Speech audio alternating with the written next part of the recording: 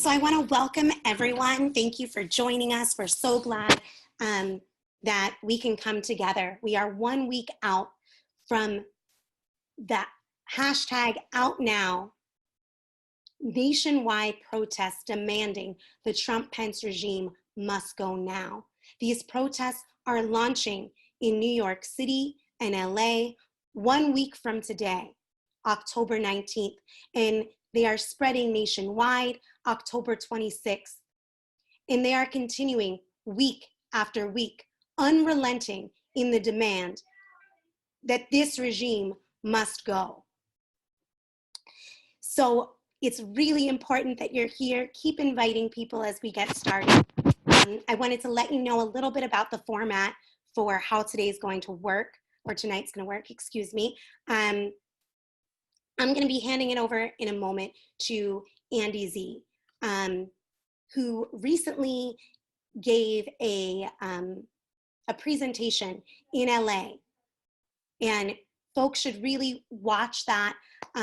It talks about what moment we are in and the potential and the necessity of people flooding the streets and refusing to leave, taking the model of Puerto Rico and Hong Kong of people planting themselves in the street and demanding that out now resound. And we're calling for people to do that here to stop the fascist Trump-Pence regime.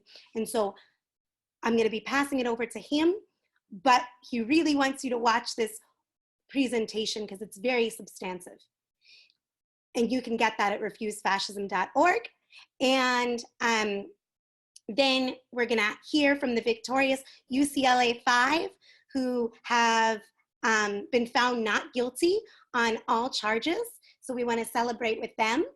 And then we're going to be having some question and answer time, where we're really digging into how are we going to go out and bring forward the thousands growing into millions to drive out a regime that imperils all of humanity and the planet itself. And so I am going to be passing it over now. So thank you, Samantha. We've just set up a new computer. Okay, so welcome to the live stream and webinar that we're doing 1 week out. It's the last week before we begin and announce the movement that we are, the Out Now movement that we are building. So I just want to make a few remarks to get us set for this week. We have to make every day count right now, but to start, I want to give a word about this no guilty, more than a word, a real shout out to this no guilty verdict in Los Angeles on the UCLA 5. This is very significant. This is very significant. First off, what these protesters did in interrupting that fascist Mnuchin, the Treasury Secretary for a fascist regime, and we could spend the entire 45 minutes talking about the crimes and gangsterism of this guy, but these UCLA protesters stood up bravely and were assaulted by the police, taken out, and had multiple charges. And so these protesters, you know, were brave and they were principled, but one of the things we have to recognize in this no guilty verdict that is so important is it indicates the potential for what we're setting out to do. Because not only did they have lawyers who they met through the course of doing this, who gave an incredible defense and took this on the way it needed to be taken on, but also the jurors did not buy the case of these prosecutors. This is very, very important because it indicates the basis for what we're setting out to do. And you know, later on, we're going to have somebody from Los Angeles talk about this and all the kinds of attacks that came down on them, from the infiltration of Refuse-Fascism in 2017 by the police, the brutality suffered by these protesters when they were being carted out, the way that the university banned them in a prior restraint of their speech after this from going to any other event on campus for a week, and then rearrested them on this. This was, and what has to be understood here is this is done by a Democratic prosecuting office and prosecutor It's done by a liberal administration to curtail the fight against fascism, to curtail the movement of students. But the jury saw through that. And this indicates to me, and I think should for all of us, that there are actually millions of people out there who will defy convention when the case is made by people acting outside the norms of political protest and saying, no, we're not going to sit nicely to hear a fascist explain himself. We're going to bring the interests of humanity into this. And by doing that, there's a potential to awaken that dread and that anger and that angst that people feel about this regime. And they did that, and this is a sense, a form of jury nullification, and it's a nullification of fascism. So with that, we're looking forward to them coming on a little bit later, but I think it's important to recognize this because right now we're 1 week from the announcement in the streets in Los Angeles and New York of what it is we're setting out to do. Next week on October 19th, exactly a week from today, we are calling on masses of people to come out in Los Angeles. I believe they're starting in Santa Monica, and then they're going to be going from there, I think, into the city. And here in New York, we're starting at Union Square at 3 o'clock, 2 o'clock. 2 o'clock in the afternoon. For those of you who've seen on the web that 5 o'clock time, it's been changed. It's now 2 o'clock in the afternoon, and it's going to march through the city. And I want to emphasize that this launch, actually, it's not the launch, it's the announcement. The launch is the next week. So what's the difference? I'm going to get into that. This announcement has to convey, it has to conjure for people what it is we're talking about. And conjure not by magic, but by deed. That people are going to get out in the streets and they're going to be announcing through their actions and that what has to happen is this regime has to be driven from power. And the only way that that can happen is by masses of people taking to the streets in a sustained way, protests that are nonviolent protests, and that are going to begin week after week. So on the 19th in New York and Los Angeles, we're going to announce this through a mass action. And even the day before, we're starting this movement, which we call Out Now, or hashtag Out Now. We're starting Out Now Fridays. So that's going to be right before this, the day before. But then that announcement on the 19th has to be mass, and it has to give people a sense of what we're doing. Because the next week, we're launching this everywhere. And in Los Angeles and New York, it has to involve even more people. And nationwide, giving a sense that, oh, this is serious. There is a way for people to come together and fight to drive this regime from power. Then, for the next 3 weeks, this movement has to grow consistently. Now, so we're going to launch on the 19th. We're going to announce on the 19th, launch on the 26th, and then we're going to grow over the next 3 weeks and try to get to the place where we can really sustain mass protests week after week that at a certain point will grow, that will grow to being hundreds of thousands of people around the country, creating the kind of movement that we've seen in other countries. We've talked about this before for those of you who are part of Refuse-Fascism or who've been followed what we're doing. And so the question is, how are we going to get all these people together? What's going to unite them? Do we have to form a big coalition to start? No, what we're going to do is bring forward a single unifying demand. The Trump-Pence regime must go. There's people from many different perspectives who can agree with that. This is that, I hope this comes out. I don't know. This is the Out Now flyer. This is the call for these demonstrations. I want to read the first paragraph of this. It does say it begins on Saturday, October 19th in New York and LA, and then it spreads Saturday, October 26th nationwide, and it continues on November 2nd, November 9th, and November 16th. And by the 16th, we should have a sense of what we're going to be doing over the next weeks, including into the Thanksgiving Day holiday. But the text then begins, it says, the Trump-Pence regime poses a catastrophic danger to humanity. Concentration camps on the border, environmental devastation accelerated, the danger of war, even nuclear, threatened. White supremacy rules, fascist mobs and racist murderers, truth and science erased, the right to abortion near gone, the rule of law and democratic and civil rights are stripped away. This is fascism unfolding. But look, we've got a problem. Fascism's unfolding, and yet people aren't acting commensurate with that. There's a positive thing on the horizon, or not on the horizon, right in the present, not only reflected in the jurors in Los Angeles, but also in what's begun to emerge with the movement of Extinction Rebellion and the people protesting around the environment. There's a section of young people who are recognizing that their future and the future is at stake. And that's very important in a positive action, in a positive dimension. But we have to face something else.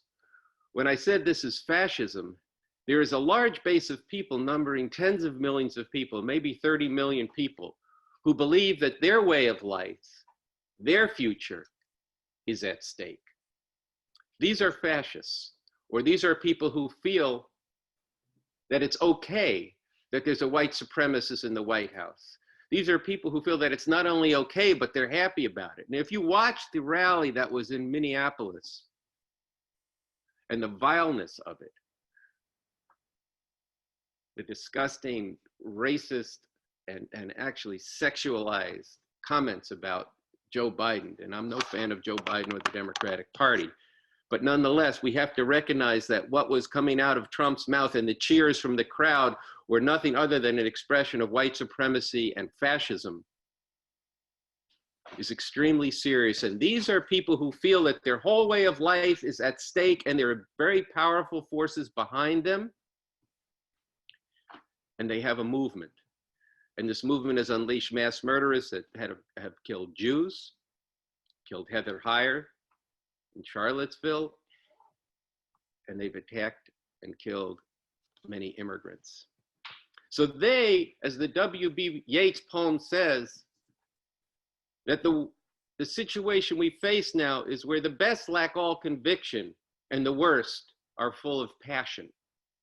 And this passion from these fascists is something that has to be countered with passion from the people who hate all of this. This is very important right now. And it's not the situation we face. There are people out there on the front lines fighting around immigration. There are some people fighting around abortion rights and the different fronts of this, and certainly, as I said, around the environment. But what Refuse-Fascism is setting out to do is to unite millions of people ultimately to join these different struggles together to fight against this regime and to demand the whole regime go. And this is a time as this impeachment process is getting going, and there's even the potential of an impeachment, or at least an indictment of impeachment. And even if for somehow it got to the removal from office of Donald Trump, you would still be left with the core of this fascist regime of Mike Pence and the Christian fascists, these Christo-fascists who are the shock troops of this movement. And backed again, as I said, by very powerful forces in and out of that cabinet and very powerful movements, including a good deal of Wall Street behind all of this. So we have to, through taking these actions, awaken those millions of people who are represented by the jurors and these youth who are out there around climate extinction, and bring that together with this movement. Reverend Frank Wolf from the Echo Park Church in Los Angeles gave a speech, or we were part of a town hall together, and he said something. He said, we got to get to the point where people say things like, I'm fighting for abortion rights. That's why I demand the Trump-Pence regime must go. I'm out here fighting every day around climate change. And that's why I demand the Trump-Pence regime must go. I'm out here fighting so that immigrants aren't put in concentration camps and children in cages. That's why I say the Trump-Pence regime must go. We need to create a situation where all the diverse streams of people, from people who are living in the hardest neighborhoods, homeless people living in their tents. And I just want to say this to start. Refuse-Fascism has to get out to all of these people. And to the extent we've gone out among some of the people who are really hitting the hardest life under this system, they all say to us, this Trump, man, this is really bad. he's got to go. We have to get out to those people. We need to bring a core of people into this movement who see that this system has no future for them. And that includes the youth who see the no future in the devastation of the environment, includes the people on the bottom of society, to put it that way. And it includes many other people who are looking out at this, at the scene and seeing that there's the question of basic democratic and civil rights are being torn up by this system. So let me get to, I wanted to keep these remarks brief as we're hitting the last week here. Over the next 5 days in Los Angeles and New York and the cities that are close to it, like Philadelphia, maybe Riverside, San Diego, maybe even up north in California, we need to get out to the masses of people right now. And we need to tell them about this, and they need to come out next Saturday. And they need to march with us, be part of announcing this. On the website, refusefascism.org, there are a number of statements from different people, including Cornel West, who's going to join us in New York City. Is that right, Carl? Carl Dix is here. Yeah. On the 19th, Carl, not only will Cornel West be here, but Carl Dix will be here. And so we're going to, and I will be there too. So we're going to have, that's going to be part of the announcement on the 19th. So I did want to say this question of people really feeling that their whole way of life is at stake, that the whole way of life for humanity is at stake in whether or not this regime stays in power.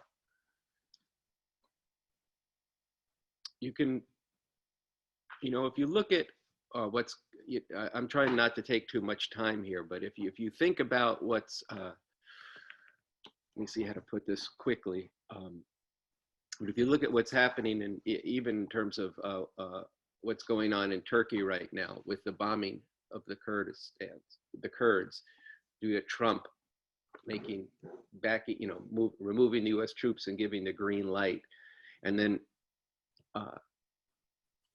people are dying right now. Mm-hmm. And then what does Erdogan threaten? He threatens to take the people he's holding in camps and unleash them on Europe. But then what is Europe going to do? They've got walls and laws and camps themselves. So we are headed towards a world of a gated world with camps and walls and guns. And this is what the future is bringing for humanity. And you really do have to ask that question of, do you want to live in that world? Do you want to risk, even from now to 2020, the possibility of actually a war breaking out of the Middle East? Trump also moved troops into Saudi Arabia. We're in a very perilous time, and we need to mobilize the masses of people. Now you might say, well, what about the impeachment? Well, okay, the impeachment is going, and that's a reflection of how sharp things are at the top of society.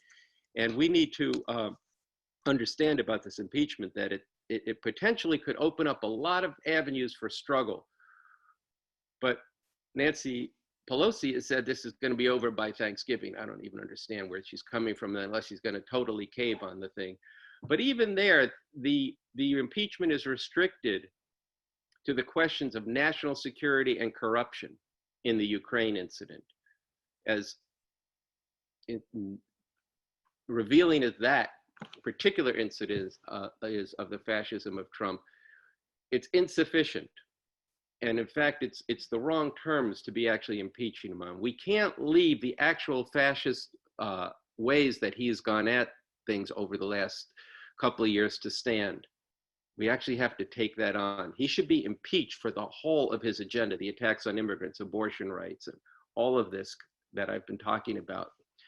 And so, because if you don't do that, then you're going to legitimate that for him or for his successors and going forward. But also it is the grounds to impeach him on. And there's no reason why it should not be done. But we have to actually build the kind of movement that goes beyond just him, that actually brings the initiative of the people into the streets, that creates the kind of situation where not only will he be removed from office, but that we won't stop until that whole regime is gone. And it's certainly possible. If you've been following the revelations on this, there's enough on his whole cabinet and on Pence as well to get rid of the whole slew of them. And then it'll be on to figure out what kind of future and to work together for on the different visions people have for the future. So let me just make a couple more points to how we see doing this. This is a time to get out to the masses of people. It's a time for a lot of very sharp, what we call agitation, going out among the masses of people, out into the streets, out into the schoolyards, out into the parks, out into the congregations, and being very sharp on what this regime is doing and why they have to go. And we're going to model this on the website, refusefascism.org. It's going to be the place to go within the next couple of weeks. I mean, it's starting now. It's already a great website, but we're going to be transforming it so that this is the place where you would go every morning and the social media of refusefascism.org, where you would go every day to find out what's new with fascism and what's new with the resistance and how you can be a part of it. This is a big transformation that we're going on, and we really want to, any of you tech wizards out there, people who are writers, designers, correspondents, just opinionated people who want to see these people go, we need your correspondence. We're going to be including social media into our website very, very shortly, but certainly you can get onto the website right away. This is going to be a very hard-hitting website. Now is a time when day by day and week by week, thousands and tens of thousands and hundreds of thousands and millions need to be aroused to not just hate this regime and not rely and wait on the Democratic Party to take care of this for you. That will be insufficient, and it actually won't lead to what we need. So this is a very big change that we're making, and we want to invite lots of different people into this movement. And I think just given the time frame here, since we had all those technical things, where are we at right now? 5:31. So we're on track. We should. Why don't we have? Else, we'll bring back. Yeah. What I'd like to do now is switch to the people in LA, hear about the trial from them, and then I'll come back on and answer questions that people will, I guess, mainly text in, is that write in on either Facebook or on whatever. On the Zoom meeting. Okay. So in a second, she'll throw it. Okay, to Michelle. so Michelle's there. No, you don't need to do anything. Okay, so Michelle, are you ready? Yes. Hello. So I guess I'm gonna, Michelle. okay, I guess I'm gonna start. So hello everyone. Right here, going solo today. But yeah, just real quick. I mean, we're very happy about this very important victory, right? The fact that we got all counts, we got not guilty verdict on all of those counts after 2 long, intense, and exciting weeks of working together with this wonderful team of attorneys that we had. And as Andy said, we, by accident met some of them and then just worked with them, and through a lot of struggle and through a lot of working together, we were actually able to do this. But just in some of these real quick things that I wanted to kind of share with people, right? I think the main thing that Andy started with, right? The fact that you have all these jurors here, right? And through the process of picking the jury, it was just very exciting, to learn about all these different people, different sections of society, right? Like this is a jury from like the west side of Los Angeles, and a lot of those people just showed right from the, we're talking during the picking of the jury, most of them which didn't end up staying in the jury, right? But actually talking about their sentiments about the whole situation, and then a lot of them got kicked off, but we stayed with, some jurors that took this case very seriously. Every day they were paying very close attention, and, and they came back with the only righteous verdict that had to come out of this, right? And one thing that was very, very beautiful was right after, as the counts are being read, not guilty, not guilty, we look over and our attorneys are in tears, right? And you think about how much effort and how much they actually fought for this. They recognized that there was something here and that they really fought for this. and through motions, through seeing all of the lies and actually exposing all of this, and then through fighting all the way, knowing that the only righteous verdict was not guilty. And the jurors were very inspired by this. Right after, when the jury was dismissed, the judge said, okay, you guys are free to talk to whoever you want. And some of the jurors just ran to us and hugged us, right, and said thank you, and just expressed how inspired they were by hearing us take the stand. All of us took the stand, and all of us talked about what is the situation in the world, and why we were out at UCLA, and why when Steve Mnuchin came to this campus after UCLA rolled open the red carpet for this fascist, why we actually stood up and were brutalized by these UC police, right? As people have seen in the video, Tala was picked up out of her chair and was dragged out of the auditorium. Luna was yanked out of her seat, and myself as well, right? And the whole protest was in about 2 minutes long, and they called this a disruption, right? When you heard what Steve Mnuchin was talking about in that speech, was talking about preparing for war against North Korea and Iran, and talking about basically like this tax bill that he had been key in writing, and putting people that are already in poverty in even worse situations, right?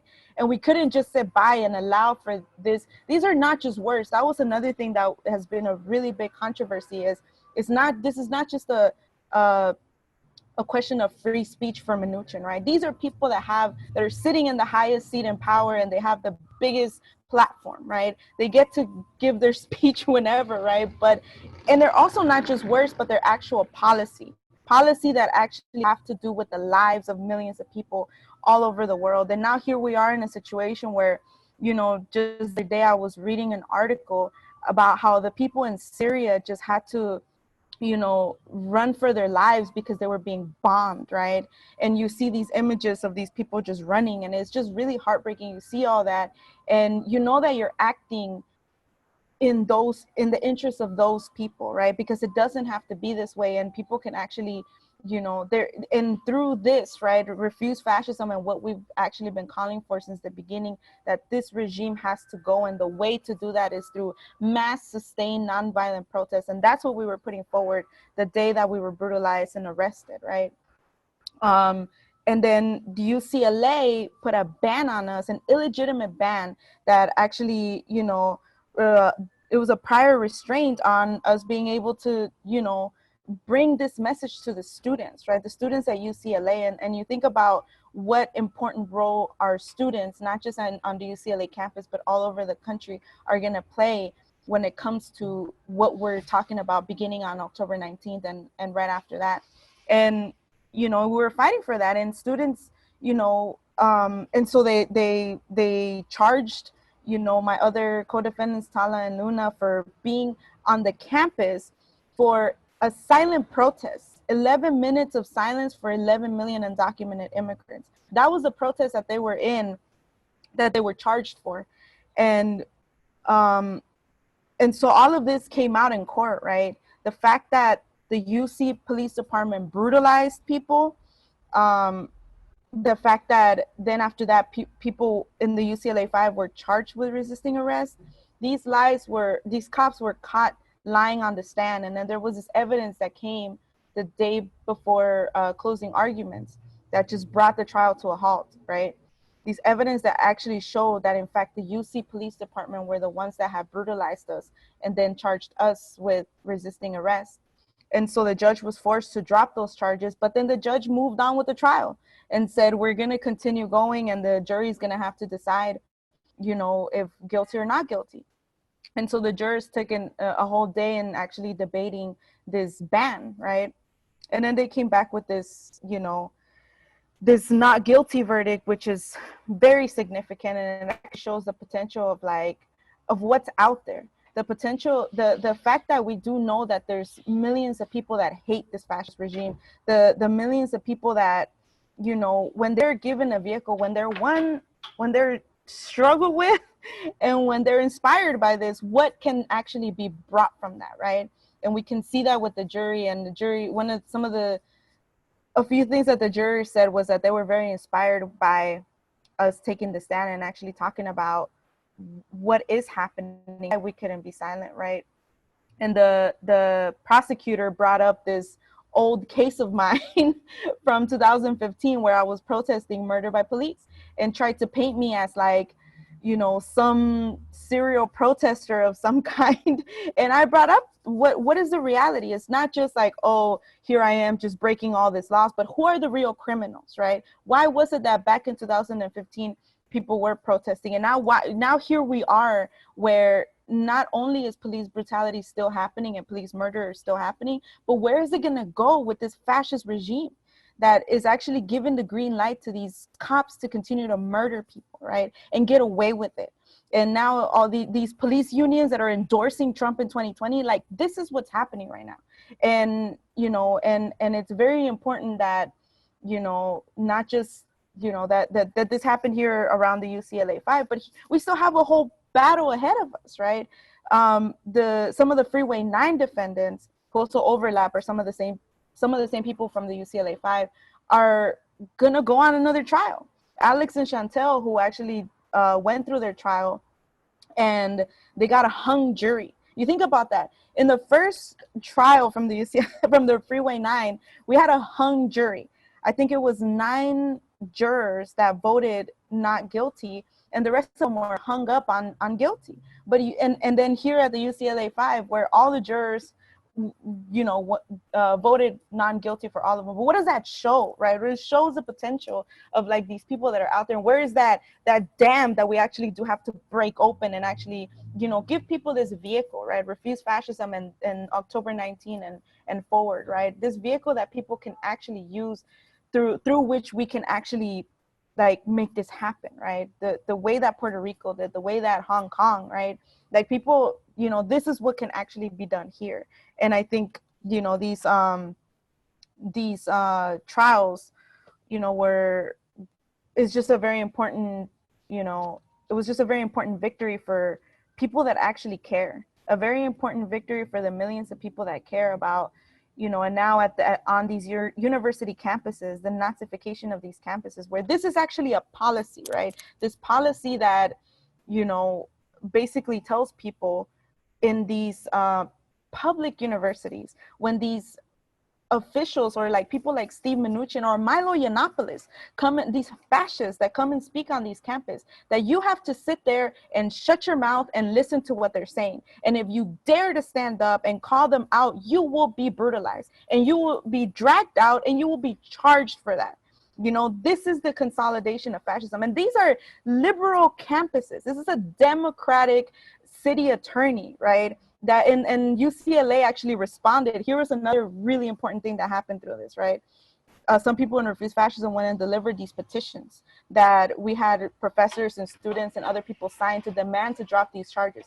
And the UCLA administration responded to those petitions by saying that we broke the law and that the city attorney was deciding on how to prosecute us. Basically backing up the fact that they actually came out in the trial that the UCLA administrations were the ones that told these police to arrest us, were the ones that, you know, actually facilitated this. So what does that tell you about these liberal campuses, these democratic, you know, institutions that are like basically prosecuting people for doing what is actually needed right now to put an end to this nightmare? And, you know, and these are really intense times. And every time that we bring this out to people on the UCLA campus, these students, law students, and other people, they're outraged. They can't believe that this is happening in a liberal institution, on a liberal democratic, you know, LA. Whoa, what? In Los Angeles, right? And people are outraged. And it just shows what we actually do have to go and tap into and really break this dam and bring all these people out on October 19 and actually give them a way to act that can actually really make a real difference and actually demand that the Trump-Pence regime must go. So Michelle, can you hear me? yes. Okay, so just one quick question, then I want to come back to our overall message here. I really appreciate what you just said. is there a day that you're having a press conference or something where you want people from around the country to send messages to? If you got a plan Yes, yet? we do, but I am so unprepared. I didn't bring I believe it's October 15th that we actually are gonna Yes, go that's to more. right. It's Tuesday, October 15th. I saw an email about this. So I want to just tell everybody that to stay tuned to the social media of refusefascism.org, the social, the Facebook, the Twitter, and the Instagram, and to go to the website, because on Tuesday, October 15th, we're going to have, there's going to be a press conference at UCLA, and they're going to be going, as my understanding is, to the administration building and also to the Daily Brune, which has refused to print a statement from the defendants. And here, just want to echo something that, Michelle just said. There's a struggle now for people to understand the actual stakes of what's happening. Because you can even listen to Michelle and say, oh, this was really unjust, I didn't know, and this is not good, and oh, I'm really glad you got off.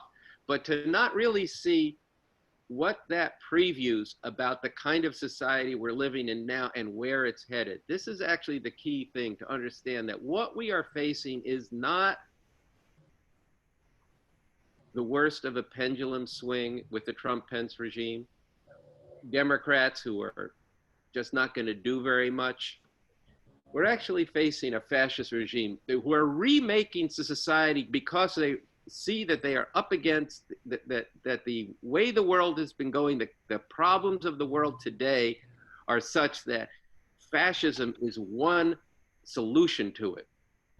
And they fear that their white Christian nation, such as they've understood it to be, and the privilege they've had in that world, is going to be no more. And this kind of thing is what actually does drive these protests in Hong Kong, where they do feel that there's an existential question involved in whether or not their way of life they've had in Hong Kong will continue. And it's the same kind of thing with the environment. We need people now, and we have to struggle with people and get out there and show people how, if fascism consolidates, if they're able to succeed, if Trump either refuses to leave office, if he's impeached or is defeated in the election, or if he wins, which is an actual possibility, folks, that then this is going to advance to such an extent that the world as you've known it will be no more. This is why the Refuse Fascism call to action, our mission statement, as well as the current call for these 5 weeks to start a movement of protest called Out Now. We say that the world as you have known it is being torn asunder. We must cast off fear and passivity and not allow our differences to stand in the way of rising together in an unprecedented and unrelenting, nonviolent, mass #OutNow movement, okay? And I want to say something about this #OutNow movement. Out now. What are you doing Saturday? I'm going to be part of the Out Now. And to the people in Refuse Fascism, this is our key unifying nomenclature. The name of this movement now is the Out Now movement. And Refuse Fascism has a lot to bring to this movement, including our slogan, in the name of humanity, we refuse to accept a fascist America. But Out Now can capture the sentiments of millions of people. And that's why we're propagating it. That's why we want to get t-shirts made by it. That's why we need to have posters on this. That's why you can have people from very diverse streams of life, from people from the inner neighborhoods, from the hardest streets of this country to the elite campuses, saying, no, the time now is out now.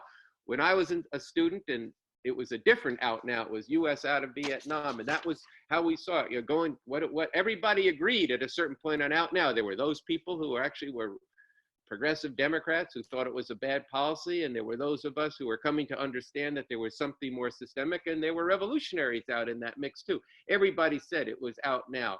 And there were those who then said, look, we need to go forward and build a revolutionary movement. There were those who said, no, we've got to actually reform the system. But everybody did unify around this war of predation, this imperialist war had to end. And we need that same kind of thing around the Trump-Pence regime now. And that's why there's the basis to do what we're calling for. But it's going to be a struggle. because people don't see it that way quite yet. They sense it, but they don't see it. They don't understand it. And it's not a time now for a lot of lectures about this. It's a time to bring out every day how everything they do. Well, look, I'm sure there are people who will be part of this movement, have different views to the police. But when you look at what Michelle was talking about, the way people are brutalized, particularly Black and Latino people, by the police, murdered, in fact, every day, a couple every day. No, very few police prosecuted for this mass incarceration. And there's Trump at his rally with this sea of T-shirts behind him that say "Cops for Trump." Sea of people. Then the police wanted to come in their uniforms, and the mayor, to his credit, who then to her credit, sorry, said, you know, you can't go in your uniform. So they made these T-shirts, and there they all are on the platform. And Trump says the cops love Trump, and Trump loves the cops. And he doesn't love the cops because of how they direct traffic and help little kids cross the streets. He loves them for the brutalization that he has called for of the masses of people, including at the border, including ICE, including what the US military does around the world. So this is stuff that we have to actually bring out that has been going on under administrations of both parties, but takes a qualitative leap with fascism. And that's something we have to pause on, and we have to wake people up to that through very sharp and exposure, so that people come to see, oh, they go from, oh, I didn't know that was happening, to feeling, no, it can't happen here. We have to stop it from happening. And it's not going to stop without the action of lots of people. And next Saturday has to be the first manifestation of this. So I want to say, particularly the people in New York, in Refuse-Fascism, the people in Los Angeles, that these chapters, which are now small, need to grow. We need to get out to all kinds of people and encourage them to come out, and struggle with them to come out into the streets to announce this to the world.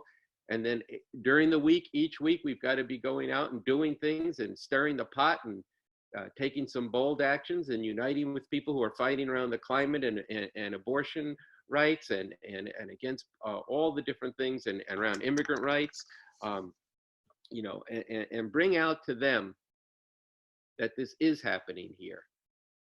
You know, I would say one more thing on a personal note. I spend a lot of time in this talk and the presentation that Samantha talked about before, that's up on the website that I gave last week, and going up, really exposing what the US does around the world. And if you think about it, today is the birthday of Christopher Columbus and the start of the genocide of the native peoples of this continent and the continent below us, North and South America.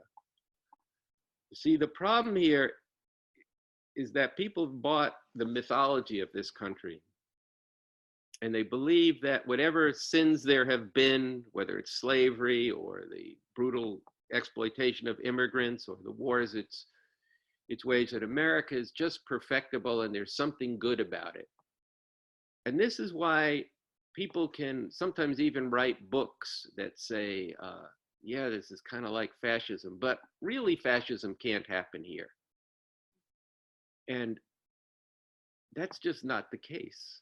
A country founded on the genocide of the native people, the theft of a third of Mexico, and on slavery, and on a country that's dropped the atom bomb twice on the people of Japan, completely gratuitously, no need to do that, who wage wars and coup d'etats every year of its existence.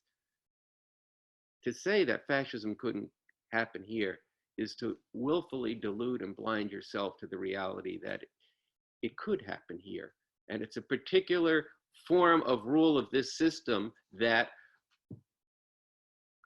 for reasons that we don't have time to go into today, a section of people, very powerful people, have been working for some time, and they believe this is their last chance to institute. It's people like and around Mike Pence and the Koch brothers and the Christian fascist movement and many of the people in this administration. And in Donald Trump, they found somebody who's absolutely willing to break all the rules to be able to set a new form of rule here. And while people don't have to agree with all of that, it is what's behind this. And we have to be out there right now mobilizing people to say, if you don't want to live under what this regime is doing, then you need to join on these weekly protests at first to fill the streets of this country, to put the kind of mass pressure from below to demand the removal of this regime. So let's see if there's any questions that have come in, and maybe we can answer them. Well, one thing that came in, I can see here, the Tuesday protest is at Bruin Plaza at UCLA at noon, and across the country, they're asking for people to stay tuned to the website and to send in statements. I think people should make some banners and send them out to LA if you can do it on the weekend, or certainly send statements to be read. Let's see, are there any other questions here? I mean, I can see there's a lot, but is to invite you all to ask questions online under the chat feature, and also to tune in on Wednesday night when we're going to have a webinar, and it will be at 9 p.m. at 9 p.m. Eastern time. So and that people can tune in at 6 o'clock on the West Coast. 6 o'clock Pacific time, 9 o'clock Eastern time, and you can figure out the rest, okay? 8 o'clock Central time and 7 o'clock Mountain time. So, and for those of you watching in New Zealand, you'll figure it out for yourself. 13 hours later, I guess, something like that. Okay, but that isn't important. That webinar will be one that's a little less impromptu than this. We did this on a, you know, on a last minute basis because we became concerned, you know, that we weren't actually getting out the way we needed to get out to the masses of people, and seeing that these protests on the first protest, the announcement protests, really do need to be mass protests on next Saturday. And even if there are just a couple hundred people, not that we shouldn't aim for 1,000 people, even if there's just a couple hundred people, they could give a picture of what it is that we're doing. And I know there's creative plans being developed for Santa Monica Beach and then heading into town or different parts of the city. And there will be creative plans here in New York to go from Union Square, probably uptown. And there'll be, you know, people are working on this right now. So you can go to the website to find out more. But we really got to get out there and make a big deal out of this. So, so let me see, there are a bunch of questions that are coming in now. They're mainly, there's people appreciating different things you were saying. I really like what Andy said about reaching out to basic people, especially in places like Cleveland, where the movements have been very quiet in response to one attack after another. We found many people who deeply hate everything they see Trump doing, but have not been acting, in part because they are not welcomed by these movements. I don't know if it's not a question, but you can respond to it if you want. Well, I'm not sure what it means by they're not welcomed by these movements in Cleveland, but I do, you know, I think that there are, you know, there's the Never Again movement around immigrant rights. There's immigrant rights movement in you know, in Texas and in different cities. There's the environmental movement, and you know, I would think that probably a lot of these do welcome people to come out and protest around the particular outrages. You know, there's going to be protests at the Capitol every Friday, I believe, around the environment. But here's the thing that we've talked about before, and this is true from the history of fascism, and it's certainly true in what we've experienced over the last period of time in this country. Fascism can absorb protests around one or another of its outrages. First off, it ignores most of it and goes ahead with its agenda or pretends to do something about it. You know, for example, what happened, or they rely on the courts. And even if they're ordered not to do something, they kind of do it surreptitiously, or they make a slight modification until they can go ahead to whatever egregious, horrific thing they're trying to do. But the fascist regime can absorb individual acts of protest, but what they can't deal with is the kind of movement we're talking about building, which is going to be masses of people taking to the streets to the point where it's actually creates a major issue for the ruling, for the powers that be. And that drives and compels the sections of people there to actually carry through with and remove this regime.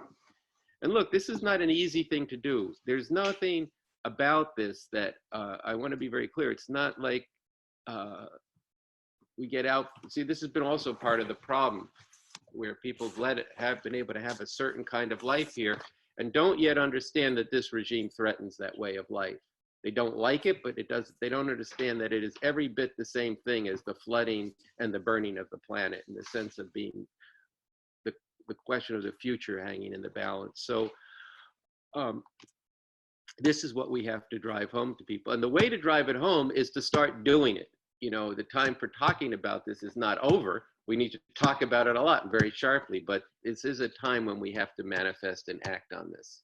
We got a very important question. Sorry, Okay. I'm off camera, but we got a very important question somebody sent in about the impeachment rallies tomorrow that are happening around the country. How should we view this? Are there things that you recommend about, you know, should Refuse Fascism be out there? How should we relate to that? Do you have advice on that? Is it something that, how do we see that? Okay, well, I do want to turn people to what's on our flyer. It says in the flyer, and this is important, people should spend some time thinking about this. It says, this is, now impeachment has begun. This is a momentous move in which sharp political lines are drawn with very high stakes. And be clear that I'm going to extrapolate a little bit here. Trump has called for people who oppose his impeachment. He's called for people to be tried for treason. And well, you can say, well, that's just Trump on Twitter.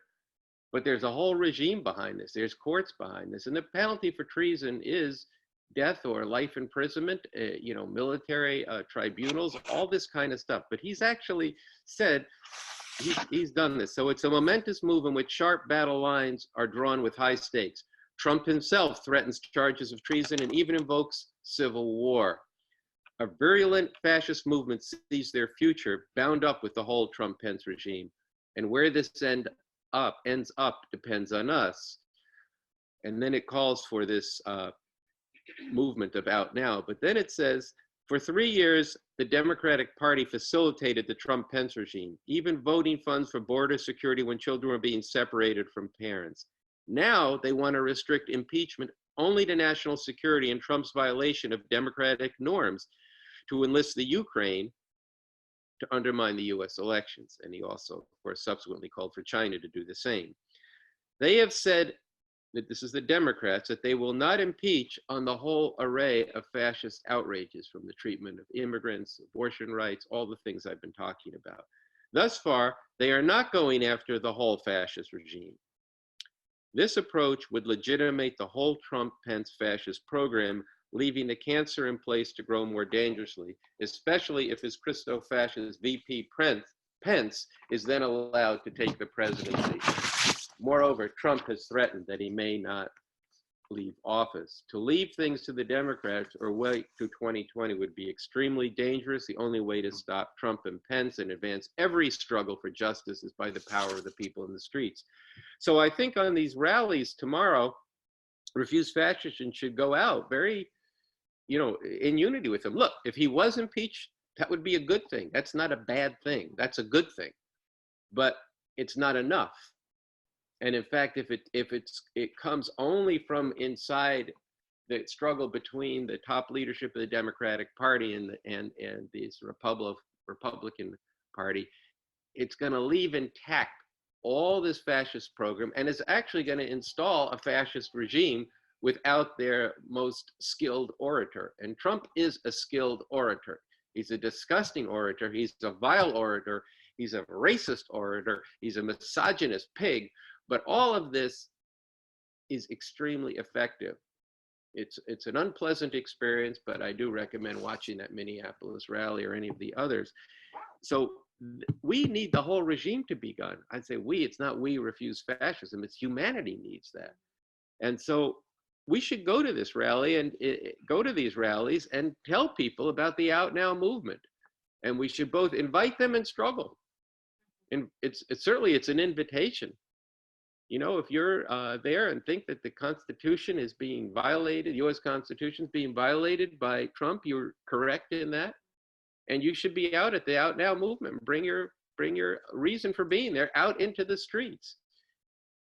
If you think that this whole system needs to be overthrown, you've got to then consider that you're doing that on the ground of of a fascism. And if fascism consolidates, it's not going to be good for whatever variant of radical or reformist change you want. In fact, by all of us being in the streets together to fight against this regime with the single unifying demand, the Trump-Pence regime must go, it will strengthen each of these movements. And what will happen is a mass debate, and all kinds of things will seem to be possible.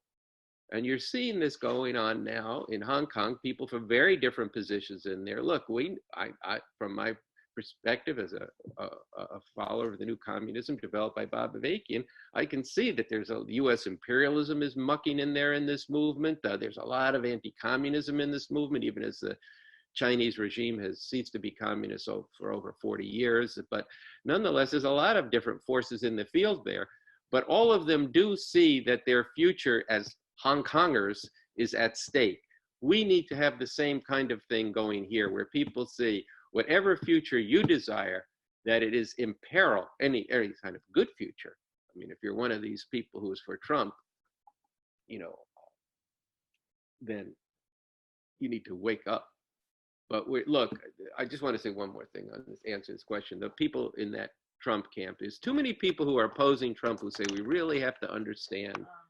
We really have to understand these people. They're really hurting because the economy is not, the boom of the economy has only hit the top 1% or even 1% of the top 1%. And these people are hurting. Yeah, they're hurting. Okay, but there's a lot of people hurting who aren't for Trump. Okay, and at the bottom, this is a movement that's got white supremacy at its core.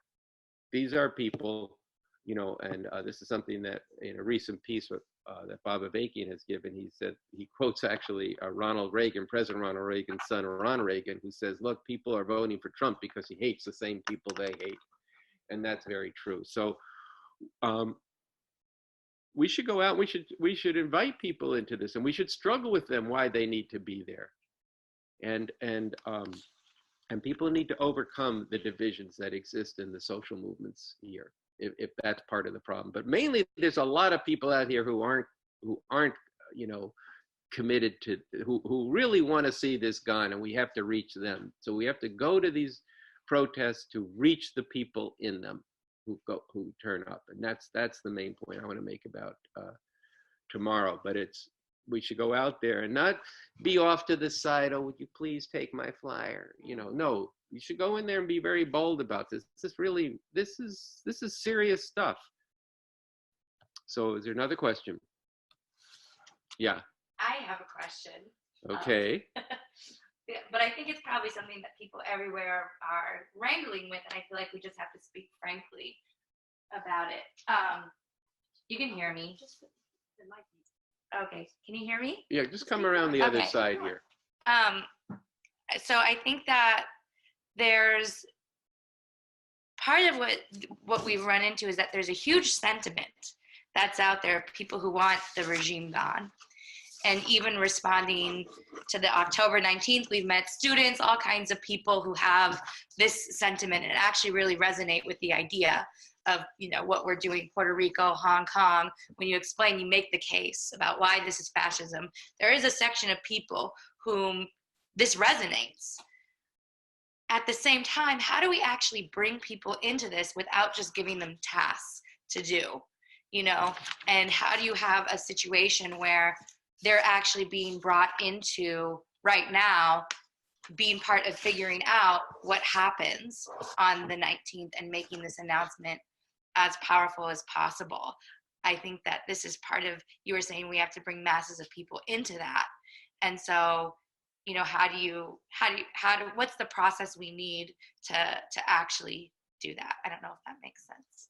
Yeah, it makes sense. And you actually answered your own question, but let's just draw it out a little more concretely. There are people yes, there'll be people at these demonstrations tomorrow, but there's also people we meet all the time. And we need to involve them in the very question we're talking about, which is, what are we facing here? And why, if there's this tremendous hatred of Trump, why do you think, we have to involve people, why do you think people aren't in the streets? And what do you think is going to be the way we can get them in the streets? And we have to, this has to be a discussion right away. You meet people, you know, if you go at the demonstration tomorrow, we should gather some people up and not just get the leaflets out and give them a stack of leaflets, which you should do. And that's an important way to involve people, giving them things. But if you do that, you should also ask them, let's sit down and talk now. Oh, well, I'm busy. Well, you should say, but really, it would really matter another half hour to go down and talk and figure some of these problems out that we face right now. Would really matter, because you know how bad this is. And if they don't know how bad it is, you can suggest things and find out what they actually are involved in. So no, we have to involve people right from the beginning in solving this. And people are going to have different things they're going to say to you, if, well, I'm really busy, and a lot of these things that people say are addressed in the speech that's up on from myself from last week. They're going to say a lot of different things. Well, if you're involved in Extinction Rebellion or in one of these other movements, you're very busy doing that. There's a lot of lawyers who are busy, very busy, immigration lawyers, very busy with all that. But we have to say to everybody, these are all important struggles, but just take a second and stop and think, what if Trump refuses to leave office, if he's defeated by a narrow margin? What if he's impeached and says this was he's already said it, that it's illegitimate, that's partially, objectively, it's a constitutional crisis, but he says, I don't respect this, and there's powerful forces behind him, including in this Republican fascist party, that says, no, we don't accept this verdict. What if he wins the election? There's no reason to think that that couldn't happen. In fact, there's a lot of reasons to see that it's quite possible. Then I want people, you should say to people, think about then, what will you do then? And what would it mean for the struggle that you're waging, that you're busy with? You see, but then maybe other people say, hey man, I got 2 jobs, I'm going to school, I don't have time for this. Then you have to say to them, I want you to stop for a second and think about what your life and the life of millions of people and hundreds of millions of you be around the world if this consolidates. And how we're going to do this is by the more people we get, then there's a lot of potential for people coming out in shifts on different weekends, and there's all kinds of things that could happen. So there has to be involving people in solving these problems. Okay, childcare, all the, for example, on weekends for people to commit. One thing I think we do want to struggle with people about right now is committing to coming out all 4 weekends. This is what's required. I'm trying to remember the exact title of the book. I'm reading a book called The Tattooer at Auschwitz right now. It's a novel. And, the story begins with, as I won't give away the novel, but begins with a young man who feels like, well, they've ordered all Jewish families to send an able-bodied young man to go work for a while. And he was going to hope to have a nice middle-class life, but he didn't want anything to happen to his family. So he volunteered to do this and then found himself in hell, essentially. And see, while it won't take the exact same form here as it took in Germany, that's sort of what's going on now, but not, where people are seeing if they can negotiate their way through this and hoping that the Democratic Party will take care of this, or that somehow or other this will just go away. It's just the worst swing of the pendulum, but that's actually not true. It won't go away without being driven away. And that's on us. And so that's a part of the discussion that needs to happen. And people have a lot of ideas about this, a lot of thinking about it. So it's not just, here's your leaflets, good luck to you. It's working with people. And then I think there needs to be all kinds of creative civil disobedience over it. Then there, you can see some of this is happening now around the climate. It's happened around, different struggles. It happened around the struggle against police murder and all this. We got to tap into that creativity that's out there and let people should do a lot of different things. And the idea here is not that refuse fascism, everybody has to report to refuse fascism, but everybody does need to come out every Saturday. And that's going to become what happens all until they're gone. And at a certain point, it's going to be every day. That's what we're talking about doing. So I think it's very important. The question is very important because you have to involve people in this, not just in doing this and doing that, even as there's a tremendous amount to do, but in actually working with people to solve these problems. And that's actually what makes it interesting, you know, you know, people develop all kinds of things. Michelle was talking about the university. So I was, you know, the student newspaper wouldn't publish the statement from the people arrested there. So I went back online into the archives of the Daily Bruin from 1967 and 1968. And I want to encourage somebody out there to go do that and pull some things up. But it reminded me that there was this thing called the College News Service at that time. And there was a lot of struggle right then about how all these college newspapers, first of all these college administrations were having all these companies that, you know, like Dow Chemical on campus, and they were totally funded by the Defense Department. And the campus newspapers were very split over, you know, they were largely set up at the core of them. They were very conservative. And then there was struggle, and they became, if you go through that period from 66 to 70, you can start seeing the newspapers becoming, you know, radical. And I mean, here was an article I was reading about the problem in student campuses, right? And, you know, and what the administrations and this and that, and quoting this jazz critic from New York, Matt Hentoff. But it was an article, and there was an article about people at UCLA defending Huey P. Newton, who was on trial. But right alongside, it's a big ad that students get a special discount for Playboy magazine, you know, but with the bunny ears and all this. And so you see this contested thing, but there was a section of students, I mean, I did this in high school. We shut down the school at a certain point, you know, and then there was a different student government. There was a different student newspaper. And sometimes there were two student newspapers, the official one and another one. I understand in Los Angeles, we're going to give the Heidegger Award to the student newspaper and to the, at least I hope we do, to the student newspaper and to the administration on Tuesday, because this is the complicity that's going on. Whether it's conscious or unconscious, it's still complicity, and that has to be pointed out to people. So I think to your question, we need to involve people in this. And so here's another question here. What do you say to young people that protest doesn't matter or they won't listen? You just tell them they're wrong. Yeah. I mean, it's just not true. I mean, forms of protest that beg and just go down the street for a stroll and then go home, that doesn't do that much good. But protest, I refuse to accept a fascist America, and I'm going to put some skin in the game. This is a problem. People are so used to, you know, it's all this helicopter parents and all this kind of stuff. You know, it's like you whine a little bit and then you get your way. Well, Trump's not listening to your whining and moaning and complaining. He don't give a goddamn whether you like that or not. He doesn't. Fascists don't like it, and frankly, the Democrats don't either, really. But the Democrats have a problem, which is that here's their problem. Their problem is that they represent all the people who have been locked out of this society. They represent the people who do aspire to something better, you know, or greater equality, so LGBTQ rights, women's rights, all these kinds of things.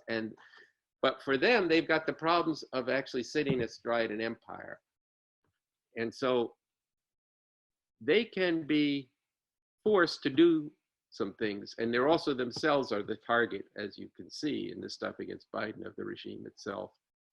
There looks like there's so yeah. I want to make a suggestion. Okay. Okay, because we are, look, Okay, we're gonna get some Sartell Here we up go. there. She's gonna I'm take just going to charge. say a couple things. Hi, folks.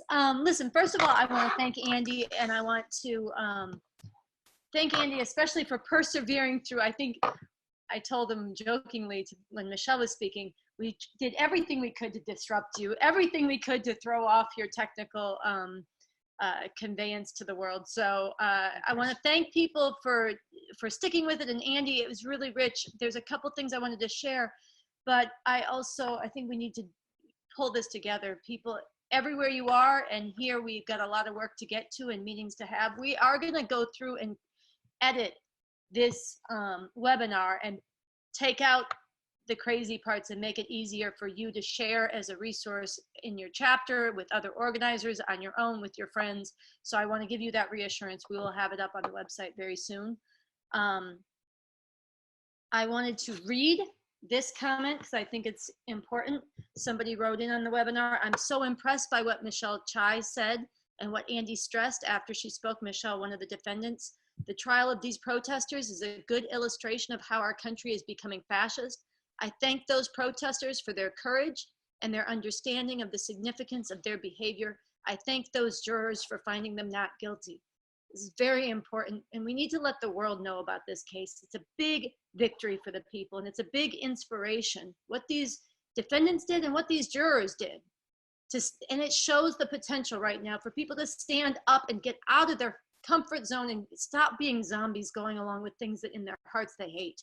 And they hate who they're becoming, whether they admit it to themselves or not. This is not a life worth living under a fascist America. So I just want to invite, if you have any closing remarks you want to make for people, we will be doing another, look, we're not waiting till Wednesday, but we're going to do another webinar on Wednesday. We're going to get into some more things, and we're going to bring in some voices from people organizing around the country in different ways. We're going to be fundraising. We need to raise $10,000 by Wednesday night. That means go out and make a donation right now, go out and raise money and get people you know to tune in on Wednesday night, and we're going to raise money on that. We do have one question you might want to answer, and then anything you want to do to close out. Somebody asked what's the Heidegger Award? It's an award for being like, Heidegger was a philosopher. You should look him up online. He was also a Nazi, and he represented the, trying to bring the university into, didn't represent, he actually did bring the university into the fascist movement in Germany. More than that, I'm not going to say. You can read about it, but his, anyway, let's just leave it at that. So you can look that up and find out. And you know, I actually don't fully know if that's what they're going to do at UCLA, but I was so amused by it that I thought they should do it, and so I went ahead and said it. I hope I didn't spoil something for them, but they should do such a thing.